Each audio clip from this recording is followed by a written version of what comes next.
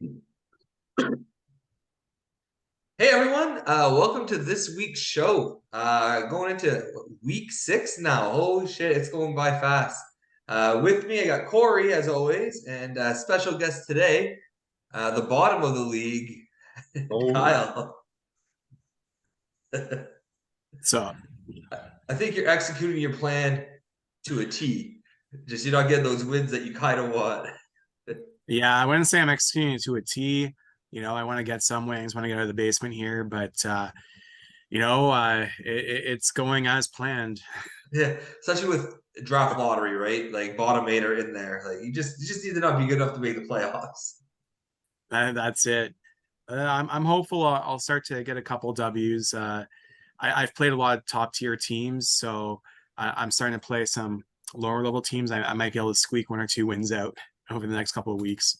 I like the timing of that comment as you're That's what playing I was Travis. thinking. That's what I was thinking. Like if first win is against him and you caused the rebuilds, like Yeah, I'm hoping. I'm that's hoping. worth the win. That's worth the win. Absolutely. Sounds like a challenge there, and he listens sometimes now, so he might see that. He might take that personally. I hope he does. Yeah. It He makes needs winning some even kind of better. spark. All right. I guess let's talk about last week. Some big matchups here. Let's review what happened and the state of the league as we go here. So, matchup one, Team Ramrod, now 4-1 in third place, defeated Pacioretty Rumble, giving him his first loss, sitting at 4-1 in fourth place. Let's start with you, Corey. What do you think of this? Yeah, that's a good matchup. Like both your teams came out to play. Like not too many goals, but besides that, like you guys were solid across the board. Shut it out, shorthanded point for you. Like that's always nice. Yeah, good win. Taking down the 4-0 team too. Got it. I'm on my way. Yeah, I I'm think. on. Sorry, yeah. Yeah, I think. Even though like Evander Kane was out this week and that obviously hurt Patches, I don't think it was a difference maker per se. I think your team came out firing. If you had Evander Kane in the lineup, it would have been a bit closer. But yeah, you're firing on all cylinders. I mean, Nick is still looking good. Oh He's yeah. hurt a little bit. Losing Evander Kane is huge. I agree. I mean, I'm just gonna say that Team Ramrod suffered some injuries too last week. Anderson goes down. Alexiak goes down. Those guys hurt. Some grind. I had to make a switch. I had 4 guys on the IR, Ooh, but Oh they came wow. out. They came out. Um, Homer Simpson dropping the 2 and 3 here in 12th place, losing to Pee Wee All Stars. 1-3-1 in 13th, giving him his first win in the league. Great job, Casey. Kyle, what do you have to say about this one? Yeah, Casey's team came out to play. He hit up some of the special categories. He got 2 shorthanded points, 3 game-winning goals. Those are real difference makers. And then, of course, Travis holds Binnington, who's been fucking shit lately. So a combination of those two things really hurt Travis this week. Uh, yeah, his team kind of underperformed this week, but maybe he'll rebound this week, but I doubt it. Oh, I love the chirp. What do you think, Corey? I mean, he has so many goalie stats, like 5 wins, 297 saves. Like you gotta have some player games too there, buddy. Help you out a bit. Yeah, That's a lot of goalie games. Five it goalies. is. Agree. His boys just didn't show, right? Like, Yep. no, I don't know what to think of Travis's team yet. If you lose to Casey, that's got some red flags. Um, but I guess we'll see. We'll see what he does. I know he made a move there today, so maybe that'll help him. Talk about it in a bit. The Detroit Red Wings here, now in second place in at 4-1, defeating Cherry Pickin' Daddy, put him at 0-5, bottom of the league. Front runner for the Caucasaurus. Kyle, we're gonna start with you on this one. Yeah, so this was a close one all week. I had the lead for a couple of days, and I lost my lead late Saturday. And like partially, I I got stuck playing Anderson. Like I was leading in two of the goalie categories. GAA and save percentage. And normally I would bench my guys, but I really needed that win to secure, the win. And so I had to make the tough decision to play him. And then that ended up lowering my stats a bit. But yeah, I mean, I had a decent week. He had a better week. He has a good team this year. There's not much more to say about it. Um, it is what it is. Just another one in the pile, right? That's it. What do you think of that one, I Corey? think you had like a pretty solid week, like compared to some of the other weeks we're seeing already. Like you would have went 4-0 against some other teams in goalie stats alone. He's had 2 game-winning goals, 51 hits, quite a bit, 20 assists, 10 goals. It's not a bad week. Just not against the opponent this week. That's all. No, Right? Goalie stats go the other way is 6-6. So, and you're not far off of him on every one of those categories. Yeah, good no, week. I mean, it's 10-2, but the stats are pretty close. I mean, my goalie stats are good enough to win against a lot of teams this week, but just not Derek. And Derek has a good team this year, so. Yeah. Sure. Yeah, I'm hoping that you get a win this week, buddy. I'm hoping for you, but no, I get it. Like Derek has a good team. Like it's crazy to say. Like Nick brought up at work today. Isn't it funny that who's at the top of the league right now? 1 and 2 is Derek and Braden. Yeah. Like who saw that coming into this season? But A whole new world out there. so talk about Braden, 4-0-1. It's in first place, defeating I'll try the Beef, who's now 1-4, sitting in 14th. Defeated him 7-6. Close matchup here. Corey, what happened? Yeah, Braden's goalie stats secured the win for him, taking on a 3-1. But it was a close week both ways. Like it could have went either way. They both had pretty solid weeks, in my opinion. Like no shutouts, no short-handed points, and that's the only 2 points they were missing. But yeah, I think we all predicted a Braden win, but not like this tight. Yeah, agreed. What do you think, Kyle? Yeah, nothing really more to add here. Braden's continuing solid play and finding ways to win. Yeah, no, Braden, your days are numbered though. Me and you next week. Oh, I scouted ahead. Excited. Gave Nick his first loss. You're next, buddy. You're next. I don't even know who's playing this week. I don't know if there is a chance that he loses it this week. Actually, I think he might be playing Derek, if I remember right. It could be a big match there. So, Oh yeah. dude, where's Makar? Sitting in 10th place with a 2-3 record, taking on the 11th place, Paulie the goalie with the same record. I give him the lower spot too. Corey, why don't you tell me about this one? yeah, Dan had a really good week. His goalies were incredible, and he didn't get a goalie point. He had a shutout, and they tied. He didn't have goalie wins, but his goalies that played well. But his players carried him to victory. He had a really solid week up front. But I'd say the goalies are the weak point in his roster. They played well, but his players definitely can carry him to a win here. What do you think, Kyle? Yeah, his players edged out a win for him here. He edged out Sean in a couple of categories. Sean dominated goalies, even though Dan had a solid week with goalies. Just Sean sporting a .957 save percentage, a 1.33 GAA, 176 saves. That's hard to beat. Dan had a .926 save percentage. That's going to win you most weeks, but luckily his players played well and edged it out for him. I think that's big. I love to see Sean lose. That's just a personal hobby of mine, just loving Sean losing. But I don't see it when I play him, right? Like I don't see it. But no, it's a good big win for Dan.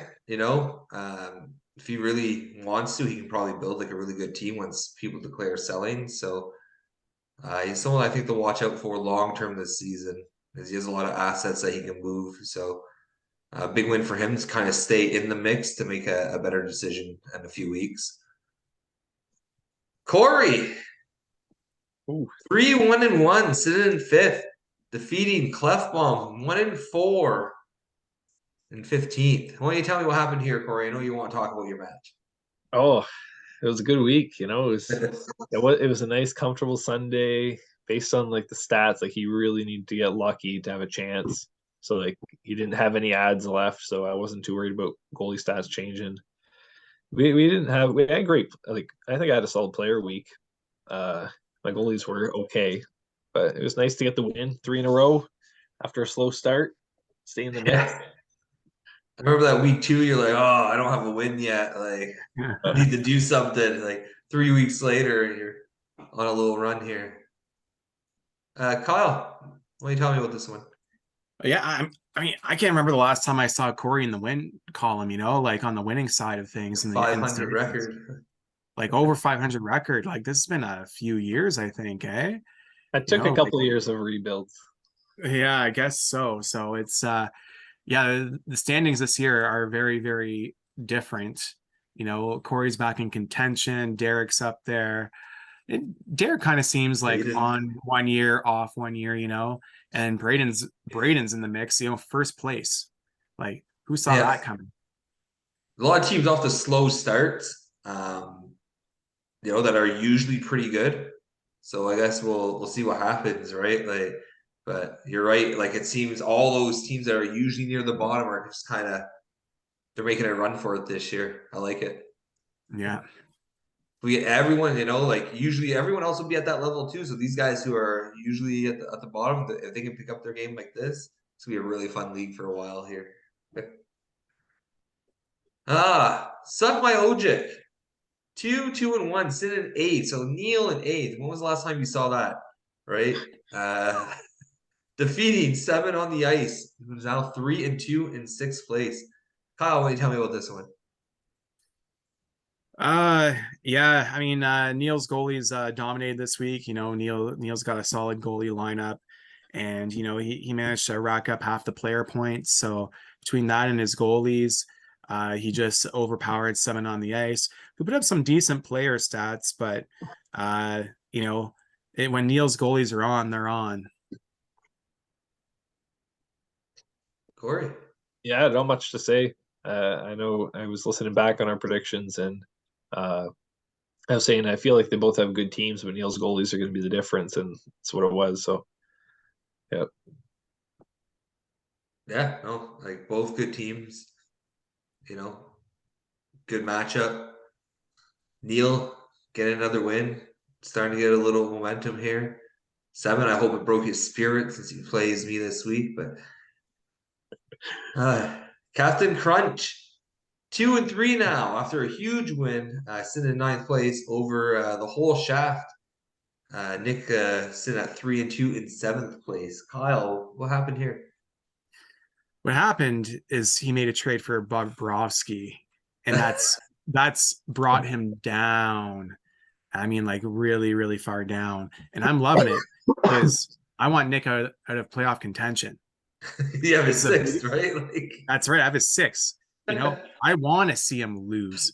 And I'm happy. Oh yeah, and I'm happy to see Captain Crunch is back in the win column. Big win, 11-3, dominating all 5 goalie stats. Yeah, I don't think Bobrovsky is going to be a starter again in Florida, but maybe he'll get traded to a place like Columbus or something and be a starter again. I don't think he's done being a starter. I just think got he's a trade clause, though. I believe. Oh, does he? Well, yeah. maybe he'll give some choices or something. Maybe he's gonna have to see if Knight shits the bed in Florida before he sees that crease again, I think. So I think that's hurting Nick right now, goalie wise. I know he's got Vasilevsky, but it's clearly dragging him down. I don't mind that. Corey, what do you think? Well, Bobrovsky didn't even play a game from last week. So his other goalies are shit in the bed. He had a rough week all around, and yeah, he paid for it. But you know what? Domo's teams really he's made a few pickups that I really like, and that's really panned out. Like Nugent Hopkins has done well. He picked up Montour on waivers, who's killing it in Florida. Like his team's shaping up. I know he sold off the players he auto drafted and didn't want, but like he put up a solid week against Nick, who was 3-1 going into it. So Yeah. A big match, a big win for Domo. We're always going to call him Domo. Yeah. I would say he's Captain Crunch here, but like, you're Domo to us. Like, Change your name. big win for him. He needed that, I think. He was this week. He was out there looking for trades. Sunday, he was trying to make trades to get players for the week. Right? He wanted that win. Just his style, it works for him. All right, Corey, why don't you tell us about the predictions here? all right. I don't even know how I did. I think maybe 50-50. He did 4-4. So you're the only one who didn't go with me against Kyle. I'm the only one who didn't go with you against Nick. We all lost on Travis, Sean, and Nick. So that was 0-3 for us. And then we won on Derek, Braden, and Neil. So Kyle and Travis went 5-3, and we both went 4-4. So now I'm at 29 wins. Travis is at 28. Kyle's at 27. You're at 26. So it's tight. Close. Tight race. Yep. Very tight. Tight. Tight. All right, let's talk about these two big trades that happened since last week. Slow week, boys. Slow week. We had that breaking trade. The Batherson one happened during the recording last week. So since then, there were 2 trades made. We had the Pee Wee All-Stars getting a little action here. Sending Charlie McAvoy and an 11th over to Jagger Bombs. Braden making moves here for Sanderson and a 7th. Corey, why don't you tell me about this one? Yeah, I know McAvoy coming back in the lineup. I feel like a 7th was high for this. Kind of unknown how he'd come out, but man, that first game he had a great game. He put up everything. But a 7th, I don't know. I'd say it'd be comfortable in an 8th there, but I mean, what's the difference? It's not like he's really bought too much, and he was pretty heavy going into the draft, right? He did sell off some pieces. So what are you going to upgrade? So yeah, so far it's panned out. What do you think, Kyle? Yeah, I mean, Boston's hot right now, right? And you're gonna pay an extra draft pick to get in on the take right there. There's a lot of players in Boston who are just killing it right now. You're taking a bit of a chance on McAvoy that he's going to be like that. He's going to be worth it, but I think this is going to pan out for him, and I think this is a pretty good deal. Like I think it's pretty fair both ways. The only thing I don't like, I'm with Corey. I don't think the 7th. I wouldn't pay a 7th for him, but I don't know. Yeah. But we'll see. We'll see. Like it could be, like you said, Boston's hot right now. There's not a lot of sellers on the market right now. So right now, you got to kind of pay a premium to get something, right? So we'll see. Sanderson's been playing well though, so it might be good for Casey as well. He just seems to be gathering all these young players that might have a good year, and then he'll decide on some keepers after. Yeah, Good enough to beat Travis's team. it's all that matters, right? I wonder if it was because of that trade. Sanderson play a factor? Let's see here. We've got big trade today. Clefbaum sending Bo Horvat, Trocheck, a 14th and a 15th over to Travis here, Homer Simpson. For Patrick Laine, Jaden Swartz, a 7th and a 9th. Kyle, why don't you tell me about this one? Yeah, I haven't really checked in on the stats for Trocheck and Horvat this year, so I don't really know where they're at. But like looking at it on paper, this kind of seems like a bit of an overpayment in a sense. I know like Lane is out and injured and underperforming, and Schwartz is as well. So I'm not really too sure that he's getting a great deal on this on this deal. I know the New York Rangers are doing well, so Trocheck's probably in on that. Yeah. Trocheck gets a lot of hits. He been can killing consistently it. score. Corey, what do you think about this one? I know he's hitting like a monster. He's really putting up the hits more than he did in Carolina. Bo Horvat's what, like top 5 in goals right now. 13 goals, I think. But Yeah, like he's in a shitty Vancouver team who's just really coming out slow. I think they're gonna turn it around. But Line, who's out, uh, yeah, he's hit or miss. So I mean, you're I don't like Horvat because I feel like he's in and out of the lineup a lot, like with being hurt. But if he can stay healthy, I think it's not a bad trade for him. Um, you gotta stop trading for people. You just kind of run with it, you go. But I don't know. I don't know Line's injury, so I don't know how severe, like how long term that is either. 3 to 4 weeks. 4 weeks. It's a long 4 weeks when you have a 2 and 3 start, and I know he's not happy with that. So Yeah. He isn't like he's been following. He isn't like the way Line was playing for Columbus so far this year. So Horvat, does he stay this hot? I doubt it. But if he can get even like half of what he's getting now at the pace, right, and he's still going to be very consistent. The way I looked at it, I think Trocheck's worth the 7th, and Horvat's probably worth the 9th. Because Trocheck does everything right now, right? So that's the way I looked at it. I thought it was pretty good. And Kyle can move line A again if he has a good season when he comes back. So I'm surprised Kyle's moving pieces so much already, though. it's 1 and 4, right? So It's still early, though. Yeah, but he's got assets, right? If he could just hang in there, around there, and move those assets when people start selling off. Yep. Kyle's sitting here like people have always been selling off since day one. Yep. No, I like the deal.